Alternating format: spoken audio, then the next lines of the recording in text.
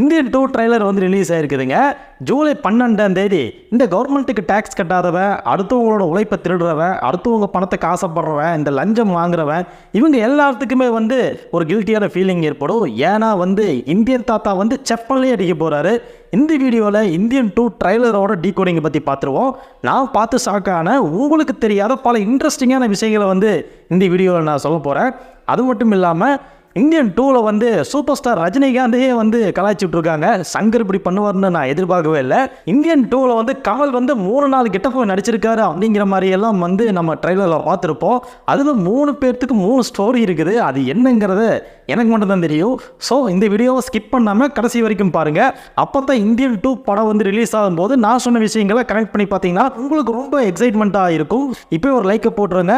Subscribe பண்ணாதவங்க subscribe பண்ணிங்க. Indian 2 Indian தாத்தா அப்படின்னு சொல்லிட்டு உங்களுக்கு தோன்ற கமெண்ட் எல்லாம் போட்டுடுங்க. வாங்க நிறைய வீடியோக்குள்ள போகலாம். இந்த ட்ரைலர் வந்து எப்படி ஸ்டார்ட் ஆகுதுன்னா, இந்தியாவில் இருக்கிற மொத்த மாநிலத்துக்கும் வந்து கேமரா வந்து அங்கங்கே ரோல் அப் ஆகிட்டே இருக்குது. ஓராடா இது படிப்புக்கேற்ற வேலை இல்லை, வேலைக்கேற்ற சம்பளம் இல்லை, அப்புறம் வந்து டேக்ஸ் ஒழுக்கமாக கட்டுறோம், ஆனால் அதுக்கு உண்டான ஃபெசிலிட்டி இல்லை அப்படிங்கிற மாதிரி ஸ்டார்ட் ஆகுது. இது வழக்கமாக நான் சொல்கிற டைலாக் தான். எப்படியோ வந்து சங்கர் காத்துக்கு போயிருக்குது. அது இது படத்தில் வந்துருச்சு. ரொம்ப சந்தோஷம். அதுக்கப்புறமா வந்து திருடுறவ திருடிட்டு தாண்டா இருப்பா, அவனை ஒன்றும் பண்ண முடியாது அப்படிங்கிற மாதிரி ஹைலைட் பண்ணுறாங்க. அடுத்ததாக வந்து ஊரை சொல்லிட்டு தான் இருப்போம், சிஸ்டம் சரியில்லை, அது சரியில்லை, இது சரியில்லைன்ட்டு. ஆனால் அந்த சிஸ்டத்தை சரி பண்ணுறதுக்கு ஒரு துரும்ப கூட கிள்ளி போட மாட்டோம் அப்படின்னு சொல்லிட்டு சூப்பர் ஸ்டார் ரஜினிகாந்தையே பிறந்து போட்டாங்க. ஏன்னா நம்ம தலைவர் தான் வந்து சிஸ்டம் சரியில்லை, அதை மாற்றணும் இதை மாற்றணும்னு சொல்லிட்டு பாலிடிக்ஸ் வரக்கு முன்னாடி வந்து சொல்லியிருந்தாரு. எப்படி வந்து சூப்பர் ஸ்டார் ரஜினிகாந்தையே கலாய்ச்சி இந்த படத்தில் சித்தார்த்து பேசுகிற மாதிரி ஒரு சீனை வச்சு விட்டாங்க. நேரம் தலைவர் பார்த்து சாக்க இருப்பாருன்னு நினைக்கிறேன். இந்த ட்ரைலர் ஃபுல்லாக போராட்டம் நிறைந்த சீன்களாகவே இருக்குது. ஏன்னா வந்து சாதாரண மக்கள் இந்த கவர்மெண்ட்டை எதிர்த்தும் பணக்கார முதலைகளை எதிர்த்தும் தங்களோட உரிமைக்காக போராடுற மாதிரி தான் நிறைய சீன்கள் வந்து காமிச்சிருக்கிறாங்க. இப்படியே வந்து போயிட்டு இருக்கிற போது எப்படா நம்ம இந்த பிரச்சனைகள்லேருந்து வெளியே வருவோம், எங்கே போனாலும் லஞ்சம், எங்கே போனாலும் நம்மளை ஏமாத்துறாங்க, இப்படியான சாமானிய மக்கள் வாழவே முடியாத சூழல் இருக்கிறமே, இதையெல்லாம் தட்டி கேட்கறக்கு ஒருத்தர் வரமாட்டாரா, இப்படி இதையெல்லாம் தட்டி கேட்கறக்கு ஒருத்தர் இருந்தால் நல்லா இருக்குமே அப்படிங்கிற மாதிரிலாம் சொல்கிறாங்க. அப்போ தான் சித்தார்த்து வந்து சொல்கிறாரு, ஆமாம் அப்படி ஒருத்தர் இருந்தார் அப்படிங்கிற மாதிரி சொல்லி இந்தியன் தாத்தாவோட என்ட்ரியை வந்து அனௌன்ஸ் பண்ணுறாங்க. இந்த ட்ரெய்லரில் வந்து சங்கர் நம்மளை ரொம்ப கொலைப்பட்டாருங்க. ஏன்னா வந்து இந்தியன் தாத்தா பலவித கெட்டப்பில் வந்து அஸ்திக்கிறாருங்க. லாங் ஹேர் வச்சுட்டு வராரு, மீசை பெருசாக வச்சுட்டு வராரு, அதுக்கப்புறம் இந்தியன் தாத்தா மாதிரியே வராரு, நேதாஜி சுபாஷ் சந்திர போஸ் மாதிரி கேப் போட்டு வராரு. இப்படி வந்து பல்வேறு கெட்டப்புகளை வந்து அசத்திக்கிறாரு நம்ம உலகநாயகன் கமல்ஹாசன் அவர்கள். அதுலேயும் பார்த்தீங்கன்னா இந்த வர்மக்கலை பண்ணுற மாதிரி ஃபைட் சீனில் இருக்குது. அதெல்லாம் ரொம்ப சூப்பராக இருந்துச்சு. அதே மாதிரி இந்த சைனீஸ் எல்லாம் பண்ணுற மாதிரி ஆக்ஷன்ஸ் எல்லாம் செஞ்சு காட்டுறாரு. அதெல்லாமே எக்ஸலண்ட்டாக இருந்துச்சு. இப்படி வந்து அநியாயம் வந்து தலை விரிச்சு ஆடும்போது ஒரு கட்டத்தில் இந்தியன் தாத்தா வந்து களத்தில் இறங்கிட்டாரு.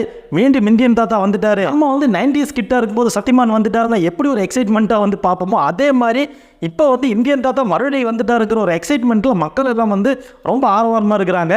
அந்த டைமில் தான் வந்து சொல்கிறாங்க, இந்த மாதிரி இந்தியன் தாத்தா வந்து இருக்கணும்ப்பா, அப்போ தான் வந்து தப்பு செய்கிறவனுக்குலாம் பயம் வரும், தப்பு செய்கிறவனுக்கு தப்பு செஞ்சால் நம்மளை வந்து அவர் தண்டிப்பார் அப்படிங்கிற ஒரு பயம் இருக்கணும், அதனாலேயே தப்பு யாரும் செய்ய மாட்டாங்க அப்படிங்கிற மாதிரி இந்த ட்ரைலரில் அழுத்தம் திருத்தமாக சொல்லியிருக்காங்க. இந்த ட்ரைலரில் வந்து பணக்காரங்களோட உலகம் எப்படி இருக்குங்கிறத அப்படி நம்ம கண்ணு முன்னாடி காமிச்சிருக்காரு சங்கர். எங்கே பார்த்தாலும் லக்ஸரி காரு, இப்போ ஹோட்டலு, அதுக்கப்புறமா தங்கமெல்லாம் கட்டி கட்டியாக வச்சுருக்கிறானுங்க. இந்த மாதிரி படம் முழுக்க வருது. சங்கர் வந்து பார்த்தீங்கன்னா படத்தோட பாட்டுக்கு தான் வந்து பல கோடிகள் செலவு பண்ணி 2-3 பாட்டெல்லாம் சூப்பராக எடுத்து போடுவார். ஆனால் இந்த ட்ரைலர் பார்க்கும்போது இவர் படம் முழுக்க வந்து பல கோடிகளை செலவு பண்ணி ஒவ்வொரு சீனும் வந்து ஒவ்வொரு சீனுக்கும் ஒவ்வொரு இன்ச்சுக்கும் 1 லட்சம் கொடுத்து ஷூட்டிங் எடுத்துருப்பாங்க போல இருக்குது. அந்த அளவுக்கு லக்ஸரியாக வந்து ஒவ்வொரு சீனும் ஒவ்வொரு ஃப்ரேமும் வந்து கண்ணு வந்து 2 கண்ணு பார்க்குறதுக்கு பத்தாதப்பா, யாராவது இன்னும் 2 கண்ணு கடன் வாங்கி தான் பார்க்கணும். அந்த அளவுக்கு லக்ஸரியாக பிரம்மாண்டமாக எடுத்திருக்கிறாரு நம்ம சங்கர். அதுக்கப்புறமா வந்து இந்த பணக்காரர்களை எப்போ பார்த்தாலும் ஒரு ஐட்டம் கேர்ள்ஸை வந்து 2-3 பேர் கூட வச்சுட்டு சுற்றிட்டு இருப்பாங்களா. நம்மளுக்கு இதெல்லாம் பார்க்கும்போது நம்மளும் ஒரு காலத்தில் பணக்காரர்களானா இந்த மாதிரியெல்லாம் வந்து வச்சுக்கலாமா அப்படின்னு ஒரு டவுட் இருக்குது. வச்சுக்கலாமா வேண்டாமாங்கிறத கமெண்ட்டில் சொல்லிடுங்க.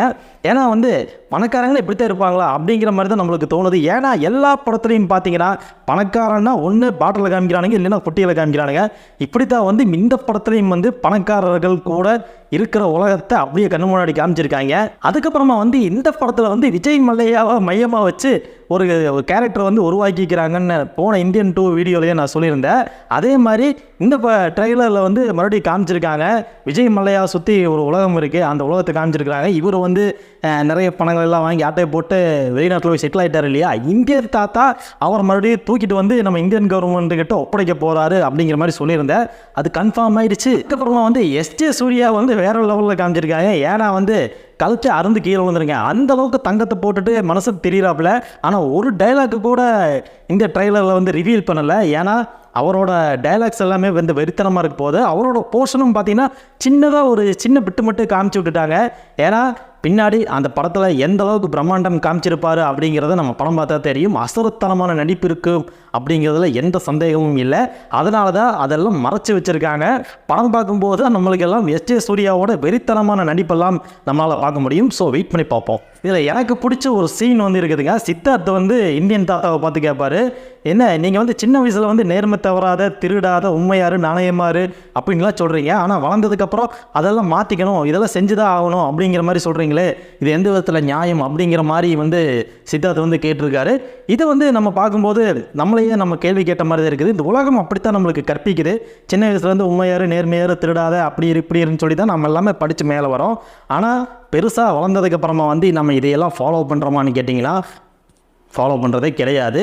இதை வந்து இந்த படத்தில் வந்து யூஸ் பண்ணனால மக்களுக்கு ஒரு விழிப்புணர்வு இருக்கும் அப்படின்னு நம்ம நம்பலாம்.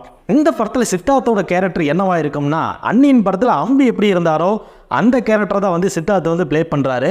அம்பி எப்படி தப்பு நடக்கிற இடங்களில் போய் தட்டி கேட்குறாரு, கேள்வி கேட்குறாரு, அந்த தப்பு சரி செய்ய இருக்க வேண்டி அவங்க மேலே கம்ப்ளைண்ட் பண்ணுறாரு. இந்த மாதிரி ஒரு ரோலை தான் வந்து அம்பி வந்து ப்ளே பண்ணிகிட்டு இருந்தார் அன்னியன் படத்தில். அதே ரோலை தான் வந்து இந்தியன் 2 படத்தில் சித்தார்த்துக்கு வச்சுருக்காங்க.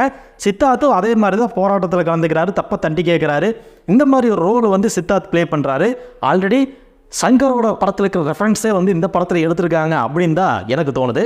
இந்த ட்ரைலரில் ஒரு ஆணித்தனமான ஒரு பஞ்ச் டைலாக் இருக்குங்க. அது என்னென்னா வந்து, காந்தி வழியில் நீங்கள் போங்க, நான் வந்து நேதாஜி வழியில் போகிறேன் அப்படிங்கிற மாதிரி ஒரு டைலாக் வந்து இந்த படத்தில் இடம் பெற்றிருக்குது. அதுக்கு என்ன அர்த்தம்னா, காந்தி வழியில் வெறும் அகிம்சைன்னு சொல்லிட்டு போனோம்னா இந்த இந்தியாவில் நம்ம எந்த மாற்றத்தையும் கொண்டு வர முடியாது. அதனால் நேதாஜி மாதிரி அடித்து கிளப்பி போயிட்டே இருக்கணும், அப்போ தான் வந்து இந்த நாட்டை சுத்தம் பண்ண முடியும் அப்படிங்கிறத வந்து ரொம்ப தெளிவாக இந்த ட்ரைலரில் சொல்லியிருக்காங்க. அதுக்கப்புறமா கமலோட பிக் பாஸ் டைலாக்கை வந்து இந்த படத்தில் வந்து யூஸ் பண்ணியிருக்காங்க. கரெக்டாக இந்தியன் தாத்தாவுக்கு வந்து அந்த டைலாக் வந்து ரொம்ப பொருத்தமாக இருக்குது. அதுதான் ஓடவும் முடியாது, ஒளியவும் முடியாது, பிக் பாஸ். பிக் பாஸுங்கிறது யார்? இந்தியன் தாத்தா. இந்தியன் தாத்தாட்டிருந்து யாருமே தப்பிக்க முடியாது. எங்கே ஓடினாலும் எங்கே ஒழிஞ்சாலும் இந்தியன் தாத்தா பிடிச்சி உங்களால் தம்சம் பண்ணிடுவார் அப்படிங்கிறத வந்து இந்த படத்தில் வந்து சூப்பராக வந்து கனெக்ட் பண்ணியிருக்காங்க. அதுக்கப்புறமா இந்த பணக்கார முதலைகளுக்கும் இந்த இந்தியன் தாத்தாக்கும் நடக்கிற போர் தான் வந்து இந்த படம் ஃபுல்லாக இருக்க போகுது. அதனால் இந்த படத்தை வந்து இந்தியன் தாத்தா எப்படி கனெக்ட் பண்ணுறாருன்னா, டாமஞ்சேரி ஆட்டம் ஆரம்பிச்சிருச்சு அப்படிங்கிற மாதிரி சொல்கிறாரு. டாமஞ்சேரிங்கிறது என்ன? பூனையை வந்து எலி வந்து நோண்டிகிட்டே இருக்கும். இந்த பூனை தான் வந்து பெரிய பெரிய கார்ப்பரேட் முதலாளிகள். இந்த எலிங்கிறத வந்து நம்ம மாதிரி சாமானியமான மக்கள் இந்தியன் தாத்தான்னு நினச்சிக்கோங்களேன். இந்த நம்ம சாமானியமான மக்களான இந்தியன் தாத்தா வந்து இந்த பெரிய பூனையை, இந்த பெரிய பணக்கார முதலைகளை நோண்டி நொங்கெடுக்கிறதா வந்து இந்த ஃபுல் கதையாக இருக்க போகுது அப்படிங்கிறத வந்து சொல்லாமல் சொல்லியிருக்காரு இந்தியன் தாத்தா. இன்னொரு விஷயம் நீங்கள் கவனிச்சிருந்தீங்கன்னா நல்லா புரிஞ்சிருக்கும். என்னன்னா வந்து, எப்படி எந்திரன் படத்துலையோ 2 படத்துலையோ வசி அப்படின்னு சொல்லிட்டு வந்து ரஜினிக்கு ஒரு ரெஃபரன்ஸ் வந்து கொடுத்து ரீச் பண்ணாரோ சங்கர், அதே மாதிரி கமலுக்கும் வந்து இந்த படத்தில் ஒரு ஹைலைட்டான டெவலப் கொடுத்துருக்கிறாரு. அது என்னன்னா வந்து, டாமஞ்சேரி ஆட்டம் ஆரம்பிச்சிருச்சு அப்படின்னு சொல்லிட்டு மியாவ் அப்படிங்கிற மாதிரி கமல் வந்து சொல்கிறாரு. இப்படி 2 பெரிய ஸ்டார்களுக்குமே வந்து சூப்பரான ஒரு கனெக்டை வந்து கொடுத்துருக்கிறாரு நம்ம சங்கர் அவர்கள். அதுக்கப்புறமா வந்து இந்த படத்தில் பாபி சிம்மாவோட ரோலை பற்றி பேசி ஆகணும். ஏன்னா வந்து இந்த பாபி சிம்மாவோட ரோல் வந்து எப்படி இருக்குன்னா, அன்னியன் படத்தில் பிரகாஷ்ராஜும் விவேக்கும் சேர்ந்து ஒரு காம்போ பண்ணியிருப்பாங்க. அதே மாதிரி பிரகாஷ்ராஜுக்கு பதிலாக இங்கே வந்து நம்ம பாபி சிம்மா ரோல் பண்ணுறாரு. அவர் ஒரு போலீஸ் ஆஃபீஸராக இருக்கிறாரு. இவங்க 2 பேரும் சேர்ந்து லூட்டியும் அடிக்கிறாங்க, சேம் டைம் ஆக்ஷனும் பண்ணுறாங்க. இப்படி வந்து ஒரு டைலாக் வந்து ஹைலைட்டடான டைலாக் வந்து இந்த ட்ரெய்லரில் பார்த்து, அது என்னன்னா வந்து, இந்த வர்மக்கலையால் பாதிக்கப்பட்ட ஒருத்தர் இருப்பார். நம்ம இந்தியன் தாத்தா வந்து நிரம்ப நோண்டிட்டு போயிருப்பார் போல இருக்குது. அதை பார்த்த விவேக் வந்து என்ன கர்மம் அது அப்படின்னு சொல்லிட்டு பாபி சிம்மாட்ட கேட்பாரு. அதுக்கு அவர் சொல்லுவார், யோ இது கர்மம் இல்லையா வர்மம் அப்படின்னு சொல்லுவாங்க. இவங்களோட காம்போ வந்து 100% வந்து தியேட்டரை தெறிக்க விட போகுது. சரி, இப்போ வந்து சாதாரணமாக சோசியல் மீடியாவில் வந்து ஒரு சிலர் வந்து பேசிக்கிற விஷயம் என்னென்னா, கமலுக்கு எக்ஸாக்டாக இப்போ ஒரு 106 வயசு இருக்கும்னு நினைக்கிறேன். அதாவது இந்தியன் தாத்தாக்கு அப்படி இந்தியன் தாத்தாக்கு 106 வயசு இருக்கும்போது எப்படிப்பா இந்த மாதிரி பறந்து சண்டை போடுறாரு, பயங்கரமாக ஆக்ஷன் பண்ணுறாரு, இந்த வர்ம கலையெல்லாம் பண்ணுறாரு, எப்படி அவரால் பண்ண முடியும்? 106 வயசில் எந்திரிச்சு நடக்க கூட முடியாதாப்பா. ஆனால் இந்த மாதிரி ஒரு ஆக்ஷன் பிளாக்லாம் வச்சுருக்கிறீங்களே, எப்படி லாஜிக்கே இல்லாத மாதிரி பண்ணுறீங்களே அப்படின்னு சொல்லிட்டு சோசியல் மீடியாவில் பேசிகிட்டு இருக்காங்க. இதுக்கு சங்கர் ஒரு பதிலடி கொடுத்துருக்காரு. என்னென்னா சைனீஸில் போய் பாருங்கள், சைனாவில் கிட்டத்தட்ட 100 வயசுக்கு மேலே வாழ்கிறவங்க இன்னமும் இருக்காங்க, இன்னும் ஆக்டிவாக இருக்காங்க. அவங்க அந்த வர்மா கலை, யோகா கலை, இந்த மாதிரி கலைகள் எல்லாம் எக்ஸ்பர்ட்டாக இன்றைக்கும் வரைக்கும் செஞ்சுட்டு தான் இருக்கிறாங்க. அவங்க ஃபைட்டர்ஸாகவும் இருக்கிறாங்க. அப்படி இருக்கும்போது ஏன் இந்தியனாக இருக்கிற ஒருத்தர் 100 வயசுக்கு மேலே வாழ முடியாதா அப்படிங்கிற மாதிரி செப்பல் சாட்டாக நேற்று நடந்த ஒரு இன்டர்வியூவில் சொல்லியிருக்கிறாரு சங்கர் அவர்கள். அதுக்கு உதாரணமாக சைனாவில் லூசி ஜியான்னு சொல்லிட்டு ஒருத்தர் இருக்கிறாரு. அவருக்கு கிட்டத்தட்ட 116 வயசு ஆகுது. 116 வயசு ஆனாலும் இன்றைக்கும் இளமை மாறாமல் துடிப்போடு இந்த ஃபைட்டிங், இந்த கும்கோ, இந்த வர்மக்கலை இதெல்லாம் இன்னமும் தொடர்ந்து பண்ணிட்டு தான் இருக்கிறாரு. சர்ச் பண்ணி பார்க்குறவங்க சர்ச் பண்ணி பாருங்கள்.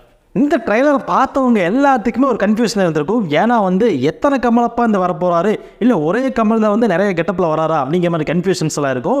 ஒரு சிலர் என்ன பேசிக்கிறாங்கன்னா இந்த மீசை வச்சுட்டு வர்ற கமல் தான் சித்தார்த்தை வளர்க்குறாரு, அவர் வேற யாரும் இல்லை, இந்தியன் தாத்தா அதாவது சேனாதிபதியோட தம்பி தான்ப்பா நம்ம சித்தார்த்தை வளர்த்துட்டு வராரு.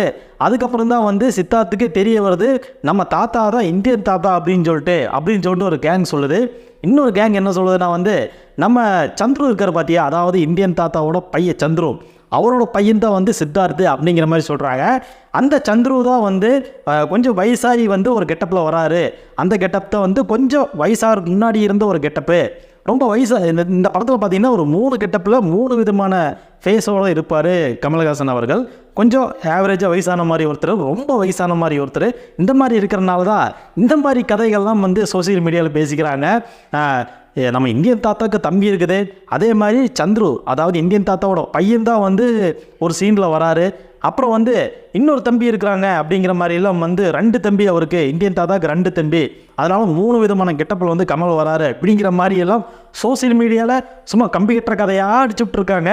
இதுக்கெல்லாம் விடை ஜூலை 12ஆம் தேதி தான் தெரியும். ஓகே, இந்த வீடியோவோட முடிவு வந்துட்டோம். இந்த படம் முழுக்க அரசியல்வாதிகளையும் ஊழல்வாதிகளையும் லஞ்சம் வாங்குறவங்களையும் சாமானியனாக இருந்துட்டு மிகப்பெரிய அளவு சொத்து சேர்த்துட்டு டேக்ஸ் கட்டாதவங்களையும் பொதுமக்களாக இருந்து நம்மளே செய்யக்கூடிய சில தவறுகளையும் சுட்டி காட்டுற ஒரு காமன் இந்தியன் தாத்தாவாக தான் இந்த படம் முழுக்க நம்மளை ஜூலை 12ஆம் தேதி புரட்டி எடுக்க போகுது. மிகப்பெரிய அரசியலையும் மாற்றம் ஏற்படலாம், அதே மாதிரி சாமானிய மக்கள் வரைக்கும் போய் இந்த படம் ரீச் ஆக போகுது. ஏன்னா இந்திய ஒன்னே ரிலீஸ் ஆகி கிட்டத்தட்ட 18 வருஷம் ஆச்சு. 18 வருஷத்துக்கு முன்னாடி மிகப்பெரிய புரட்சியை இந்த படம் ஏற்படுத்துச்சு, ஒரு மிகப்பெரிய தாக்கத்தை ஏற்படுத்துச்சு. லஞ்சம் வாங்கினவனுக்கு ஒரு பயம் இருந்தது. அதே மாதிரி எங்கள் மக்கள் கேள்வி கேட்டுருவாங்களோன்னு சொல்லிட்டு அந்த படம் ரிலீஸ் ஆன புதுசெல்லாம் மிகப்பெரிய பரபரப்பை ஏற்படுத்துச்சு. அதே மாதிரி இப்போ மீண்டும் இந்தியன் 2 ரிலீஸ் ஆக போகுது, இந்தியன் 3யும் வரப்போகுதா. கிட்டத்தட்ட லஞ்சம் வாங்குறவங்களுக்கு கை கூசணும், லஞ்சம் கொடுக்குறவங்களுக்கு கேள்வி கேட்கணும். அதே மாதிரி நாட்டை ஏமாத்துற இந்த கார்ப்பரேட் முதலாளியிட்டிருந்து மக்கள் வெளியே வரணும், இந்த கவர்மெண்ட் வெளியே வரணும். இந்த மாதிரி ஏகப்பட்ட சமாச்சாரங்களை அந்த படம் உள்ளடக்கியிருக்குன்னு நினைக்கிறேன். ஏன்னா இன்றைக்கும் கூட ஒரு விஓ ஆஃபீஸில் போனீங்கன்னா ஒரு 500 ரூபா இல்லாமல் நீங்கள் எந்த பேப்பரும் அங்கேருந்து கலெக்ட் பண்ண முடியாது. அதே மாதிரி தாலுக்கா ஆஃபீஸ், இந்த மாதிரி எல்லா கவர்மெண்ட் ஆஃபீஸ்லேயும் ஒரு சில அதிகாரிகள் லஞ்சம் வாங்குறது இன்றைக்கும் நடந்துட்டு தான் இருக்குது. இதை முழுக்க இந்த படத்தில் இந்தியன் தாத்தா கேள்வி கேட்க போகிறாருன்னு நினைக்கிறேன். கேள்வி கேட்குற இந்தியன் தாத்தாவோட நம்மளும் சேர்ந்து நம்மளும் இந்த மாதிரி எங்கெங்கெல்லாம் தப்பு நடக்குதோ அங்கெல்லாம் தட்டி கேட்கணும் அப்படிங்கிறதா இந்த படத்தில் சொல்ல வந்த கருத்து. அதை நம்ம அப்சர்வ் பண்ணிட்டு நம்மளும் நம்மளோட பொது வாழ்க்கையில் அப்ளை பண்ணணும் அப்படிங்கிறதா சங்கரோட வேண்டுகோளாக இருக்க போகுது. இதுதான் இந்த படத்தோட முழு கதை. அதே மாதிரி இந்த ட்ரைலரில் நான் பார்த்த விஷயங்கள் எல்லாம் ஓரளவுக்கு நல்லாவே சொல்லிட்டேன்னு நினைக்கிறேன். உங்களுக்கு இந்த ட்ரைலரில் என்ன பிடிச்சது, என்ன விஷயம் பிடிச்சது அப்படிங்கிறத கமெண்ட்டில் சொல்லுங்கள். கமல் போட்ட எஃபர்ட்டுக்கு இந்த படத்துக்காக நம்ம சேனலில் நம்ம இந்த வீடியோக்கு கீழே இந்தியன் சக்ஸஸ் அப்படின்னு சொல்லிட்டு ஒரு கமெண்ட்டை போட்டு விடுங்க. ஓகே, இந்த ட்ரைலர் பற்றி நான் பார்த்த விஷயங்கள் எல்லாத்தையுமே உங்களுக்கு க்ளீனாக எக்ஸாக்டாக நான் சொல்லிட்டேன். இந்த ட்ரைலரில் உங்களுக்கு ரொம்ப பிடிச்ச விஷயம் எது அப்படிங்கிறத கமெண்ட்டில் சொல்லுங்கள். நான் படிக்கிறதுக்கு ஆர்வமாக இருக்கிறேன். ஸோ இந்த வீடியோ உங்களுக்கு பிடிச்சிருந்தா மறக்காமல் லைக் பண்ணுங்கள், ஷேர் பண்ணுங்கள், சப்ஸ்கிரைப் பண்ணுங்கள். உங்கள் ஃபேமிலி ஃப்ரெண்ட்ஸ்க்கெல்லாம் இந்த வீடியோவை ஃபார்வர்ட் பண்ணுங்கள். யாரெல்லாம் வெறித்தனமான கமல் ஃபேன்ஸாக இருக்காங்களோ அவங்களுக்கும் இந்த வீடியோவை ஷேர் பண்ணி விடுங்க. இந்தியன் 2 மிகப்பெரிய சக்ஸஸ் ஆக போகுது அப்படிங்கிறதுல எந்த மாற்று கருத்தும் இல்லை. ஸோ நம்ம சேனலுக்கு புதுசாக வந்திருந்தீங்கன்னா மறக்காமல் இப்போவே ஒரு சப்ஸ்கிரிப்ஷன் கொடுத்துருங்க. பெல் பட்டனை கிளிக் பண்ணி வச்சுக்கோங்க. மறக்காமல் நம்ம சேனலில் போடுற இன்ட்ரெஸ்டிங்கான வீடியோஸ் எல்லாம் வாட்ச் பண்ணுங்கள், நம்மளே சப்போர்ட் பண்ணுங்கள். நன்றி, வணக்கம்.